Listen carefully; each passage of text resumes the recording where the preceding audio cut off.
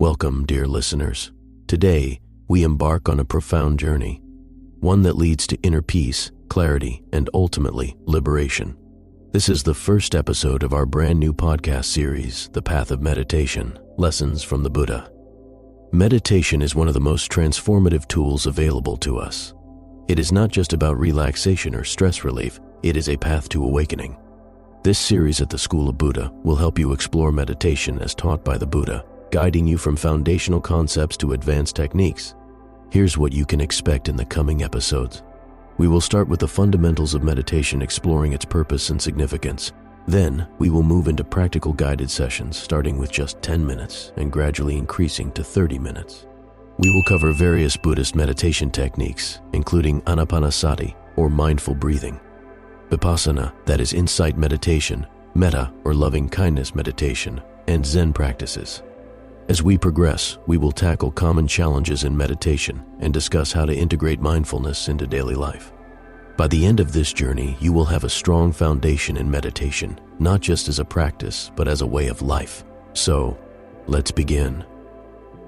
The word meditation is often misunderstood. In the modern world, it is frequently associated with relaxation techniques, stress relief, or a method to clear the mind. While these interpretations hold some truth, meditation in Buddhism goes far beyond that. It is a profound practice of self-inquiry, insight, and liberation. The Buddha did not teach meditation as a temporary escape from the challenges of life. Instead, he presented it as a method to see reality clearly, develop wisdom, and ultimately free oneself from suffering. To understand this better, let's explore the meaning of meditation in its original Buddhist context.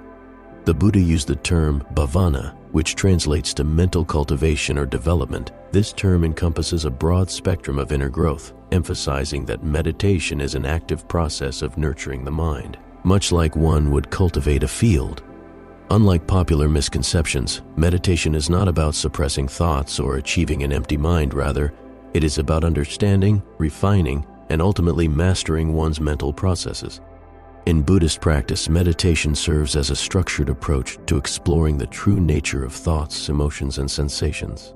It is a systematic practice of observing the mind without attachment or aversion, allowing an individual to recognize how thoughts arise, persist, and fade away.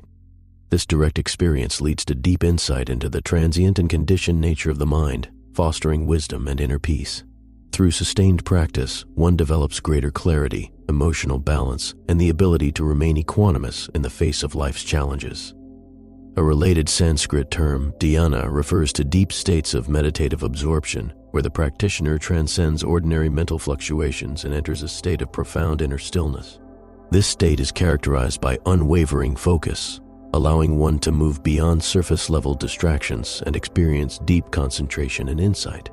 The practice of dhyana was later embraced by Zen Buddhism, where it is called zazen, a school of thought that emphasizes direct experience and silent contemplation. Zazen is often practiced in a seated posture with an emphasis on breath awareness and presence, fostering a calm, unwavering mind that remains undisturbed by external circumstances.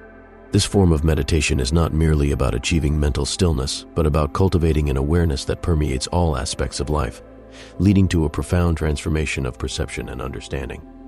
But what does meditation actually involve? Buddhist meditation consists of two primary aspects, both of which are crucial for mental and spiritual transformation. 1. Samatha, or calm abiding meditation. This practice focuses on developing concentration and tranquility by stabilizing the mind.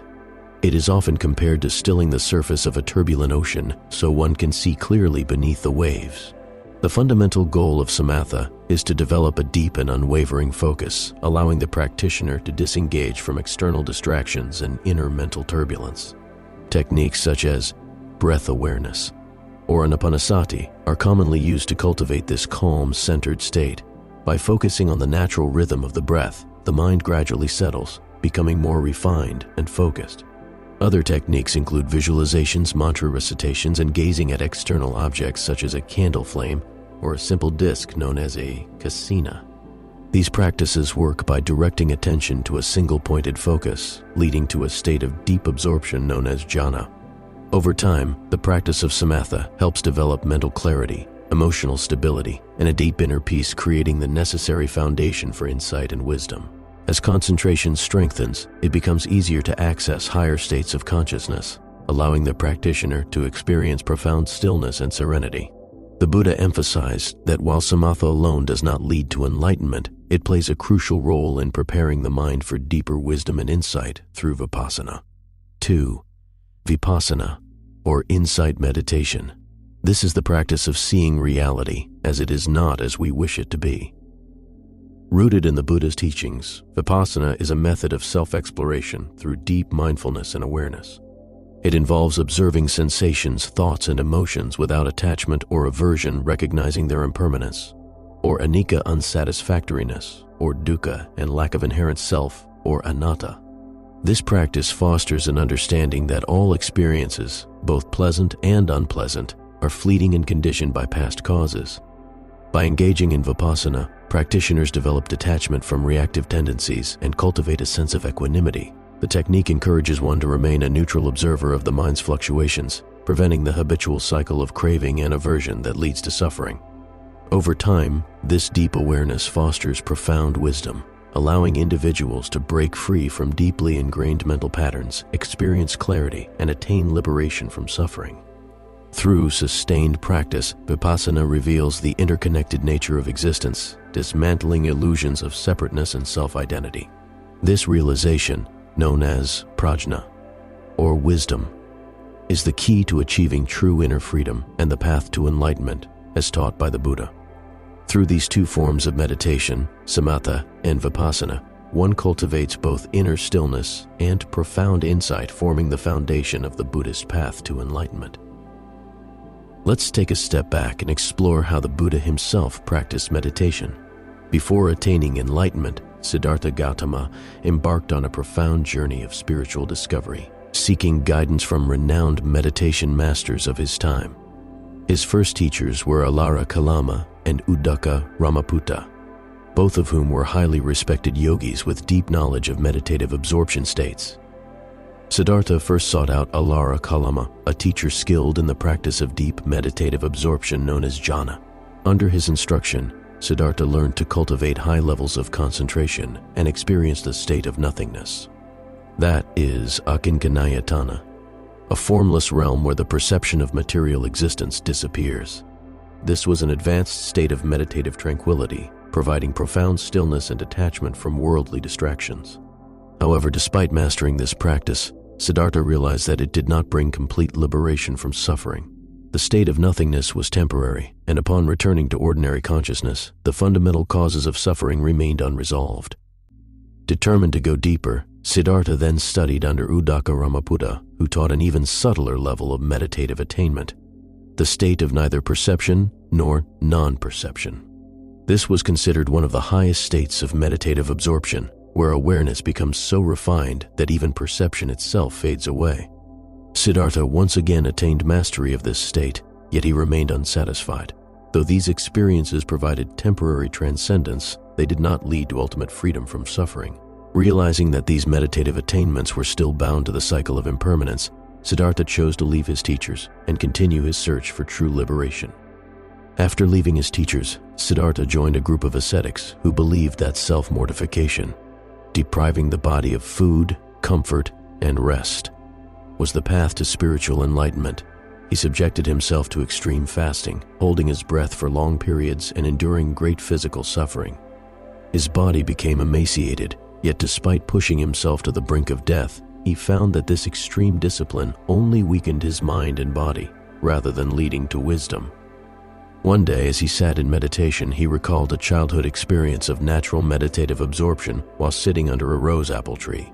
In that moment of reflection, he realized that enlightenment could not be achieved through self-torture or indulgence, but rather through balance and mindful awareness. This realization led him to abandon extreme asceticism and embrace the middle way, a path of moderation that neither indulges in sensual pleasures nor falls into severe self-denial. Having discovered the middle way, Siddhartha strengthened his body with nourishment and prepared for the final phase of his journey. He seated himself beneath the Bodhi Tree in Bodh Gaya, vowing not to rise until he had discovered the ultimate truth. Through deep Vipassana, or insight meditation, he directed his awareness inward, observing the true nature of reality. he saw the cycle of birth, death, and rebirth, or samsara, the law of karma, and the causes of suffering. As the night progressed, he experienced profound insights into the impermanent, unsatisfactory, and selfless nature of all things. By dawn, he had fully awakened, attaining nirvana, the state of ultimate liberation. He realized the Four Noble Truths, the fundamental principles of suffering, and the path to its cessation. And with this realization, he became the Buddha, the awakened one. From that moment on, he dedicated his life to teaching others the path to enlightenment, emphasizing that true liberation is achieved not through extreme practices, but through wisdom, ethical conduct, and disciplined meditation. What the Buddha taught after enlightenment. Having attained enlightenment, the Buddha sought to share his insights with others. He emphasized that meditation was not just for monks, but for all who sought liberation from suffering. One of his most essential teachings on meditation was the Satipatthana Sutta. That is the 4 foundations of mindfulness, which became the foundation of Buddhist meditation practice. The 4 foundations of mindfulness include: 1. Mindfulness of the body, or Kayanupassana. It is observing the breath, postures, and bodily sensations to cultivate awareness of physical existence. 2. Mindfulness of feelings, or Vedanupassana. It is noting pleasant, unpleasant, and neutral feelings without attachment or aversion. Mindfulness of the mind, or Cittanupassana. It is observing mental states such as craving, anger, and joy to understand the impermanence of thoughts. 4. Mindfulness of mental objects, or Dhammanupassana. It is examining Buddhist teachings, Dhamma, including the 5 hindrances and the 7 factors of enlightenment. Through these teachings, the Buddha provided a clear and structured path for training the mind. Additionally, the Buddha actively trained both monks and laypeople in meditation. He established monastic communities where monks followed rigorous meditative practices, developing deep concentration and insight. Lay followers were also encouraged to practice mindfulness and incorporate meditation into their daily lives, showing that enlightenment was accessible to all who committed to the path. His teachings on meditation spread far and wide, shaping the foundation of Buddhist practice for generations to come. Today, these methods remain at the core of Buddhist meditation, guiding practitioners toward greater self-awareness, inner peace, and ultimate liberation. So, why should we meditate? The Buddha taught that meditation is not just about calming the mind, but about liberating it. Meditation is the key practice that enables one to gain insight into the nature of reality and ultimately attain enlightenment. The significance of meditation in Buddhism can be understood through the following key aspects. 1. Liberation from suffering, or dukkha. The central tenet of the Buddha's teachings is the Four Noble Truths, which revolve around the understanding that suffering is an inherent part of existence and that it can be overcome through spiritual practice. Through meditation, one learns to observe suffering without being consumed by it, gaining insight into how desires, attachments, and aversions create unnecessary pain. By developing mindfulness and awareness, a practitioner begins to recognize the impermanence of all things, realizing that clinging to transient experiences is the cause of suffering. Meditation cultivates detachment and equanimity, allowing one to break free from habitual cycles of craving and aversion, leading to a profound sense of peace and contentment. 2. The development of wisdom and compassion. The Buddha emphasized that meditation is the direct path to developing wisdom and compassion, 2 essential qualities needed for spiritual awakening. Wisdom can be developed by Vipassana, while compassion by metta-meditation. Insight meditation, or Vipassana, enables practitioners to see reality as it is, stripping away illusions of permanence and self. Deep meditative inquiry into the nature of existence reveals the 3 marks of existence: impermanence, suffering, and non-self. This wisdom helps individuals make skillful decisions, reducing unnecessary suffering for themselves and others. Meditation on loving kindness, or metta bhavana, fosters unconditional love and empathy, helping to dissolve feelings of anger, resentment, and ill will. Regular practice of compassionate meditation encourages a shift from self-centered concerns to a more altruistic perspective, strengthening connections with others and fostering harmony. The Buddha taught that wisdom and compassion must go hand in hand. True wisdom leads to compassionate action, and genuine compassion arises from deep understanding. 3. To experience deep peace, or samadhi, and ultimate freedom from attachments. One of the greatest benefits of meditation is achieving samadhi, a deeply concentrated state of mental absorption. Samadhi, or deep concentration, is about practicing Samatha, or calm abiding meditation, which trains the mind to develop unwavering focus and inner stability, and entering states of deep meditative absorption that allows practitioners to experience profound tranquility, free from distractions and mental agitation. Attachments to material possessions, relationships, and even identity create suffering. Through meditation, one learns to let go of these attachments. Meditation helps practitioners experience the mind's natural state, free from conditioned thoughts and cravings, leading to ultimate liberation. 4. Modern benefits of Buddhist meditation. While the Buddha's teachings focus on spiritual liberation, modern science has revealed that meditation also has numerous practical benefits for mental and physical well-being. For example, reduced stress and anxiety.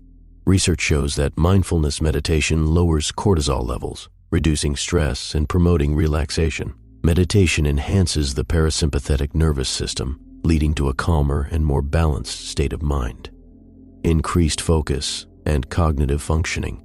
Meditation strengthens the prefrontal cortex, improving attention, memory, and decision-making skills.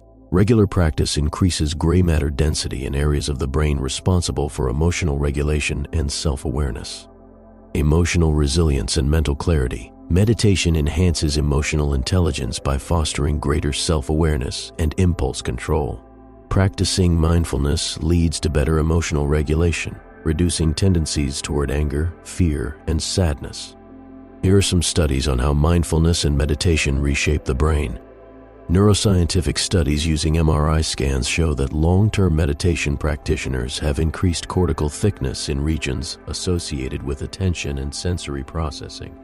Studies by Harvard Medical School reveal that meditation reduces activity in the brain's default mode network, which is responsible for mind-wandering and self-referential thoughts, leading to greater presence and clarity. Research has also shown that meditation helps reduce symptoms of depression, anxiety disorders, and even chronic pain by rewiring neural pathways.